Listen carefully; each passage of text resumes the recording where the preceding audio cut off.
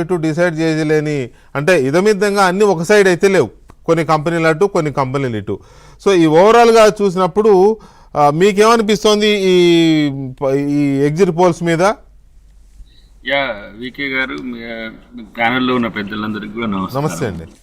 అయితే బెంగాల్ అపోజిషన్ మనకు బీజేపీ అవడం వల్ల సందిగ్ధత కానీ కన్ఫ్యూజన్, మిగతా ఇంతకుముందు కమ్యూనిస్టులు ఉండే మిగతా పార్టీలు కొంత కలగాపులుగా ఉండే, ఇప్పుడు బెంగాల్లో అపోజిషన్కు బీజేపీ వచ్చింది కాబట్టి సందిగ్ధత మన ఎవరైతే సర్వే చేసే వాళ్ళకి కానీ, నిజంగా భాజపానే కనుక అక్కడ అధికారంలోకి వచ్చే అవకాశమే ఉంటే డెఫినెట్గా వాళ్ళు సక్సెస్ అయినట్టు. ఒక కమ్యూనిస్టు ప్రాంతంలో భాజపా అంటే అక్కడ త్రిపుర బలపడ్డరు, తర్వాత కొన్ని ప్రాంతాల్లో కమ్యూనిస్టులను కాదు అసలు విత్తనాలు లేని దగ్గర కూడా వాళ్ళు మొలకెత్తిండ్రు. కానీ ఇక్కడ బెంగాల్ మాత్రం ఒక టిపికల్ మనం ఎగ్జాంపుల్గా చూడాలి.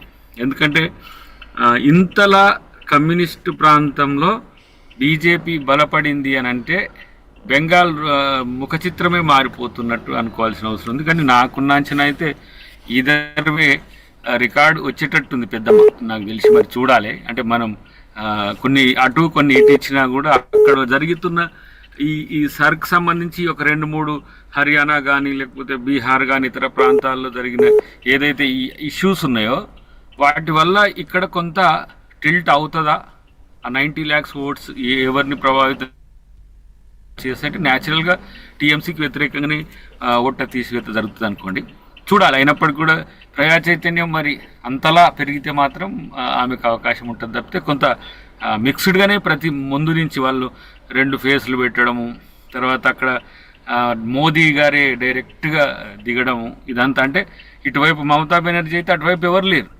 మోదీని.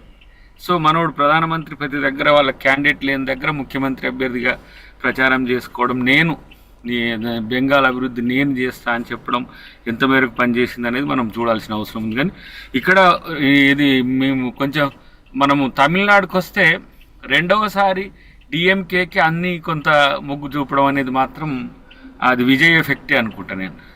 అంటే విజయ్ వచ్చి చీల్చింది లేకపోతే ప్రతిపక్షాన్నే అన్నట్టుగా మనం అనుకోవాల్సి వస్తుంది. అదర్వైజ్ ఒకసారి ఇటు ఒకసారి అటు వచ్చే పరిస్థితి నుంచి ఈసారి రికార్డును ఆయన కూడా బ్రేక్ చేస్తాడని అనుకోవచ్చు. కానీ ఏదేమైనా కొంత ఏమంటారు, మనం వీళ్ళు ఇచ్చిన దాంట్లో కొంత హేతుబద్ధత ఉంది. ఇప్పుడు మాకు ఎందుకంటే కేరళ 0.5% నుంచి 1.5%. ఈ టిల్ట్ అనేది వాళ్ళది చాలా ఇంటలెక్చువల్ ఓట్. అది దాన్ని ఒకరు ఇటు కొంతమంది అటు చూపించినా కూడా నాకున్న అంచనా ఏంటంటే కేరళ ఎక్కువ యూడిఎఫ్కే వస్తుంది కూడా అనుకుంటున్నా. కానీ ఈ 5 ఎలక్షన్స్ మీరు ఓవరాల్గా చూస్తే మిగతా మనం చెప్పుకోవచ్చు. పాండిచేరి అంటే కోర్స్ దాని ఇంపాక్ట్ తమిళనాడు బేస్ చేసుకుని ఉంటుంది. అస్సాం మనోడు మళ్ళీ ఇప్పుడు వచ్చిండు అనుకోండి, ఇక అది ఒక రకంగా అక్కడ ఉన్న ఏవైతే బీజేపీ వ్యతిరేక శక్తులకు కొంచెం ఇబ్బందికరమైన పరిస్థితి. ఎందుకంటే మనోడు మామూలుడు కాదు. బిస్వాకు సంబంధించి చూస్తున్నాం కదా, అన్ని అవినీతి ఆరోపణలు, తన సతీమణికి యొక్క డిస్క్రిపెన్సీస్ ఇవన్నీ దాటి కూడా వచ్చిండు అని అంటే సంథింగ్ అక్కడ ఏదో జరుగుతున్నట్టే లెక్క. ఈ 5 ఎన్నికలు మోదీ గారికి ప్రెస్టీజ్. జరుగుతున్నట్టు లెక్క అంటే ఏం జరుగుతున్నట్టు లెక్క?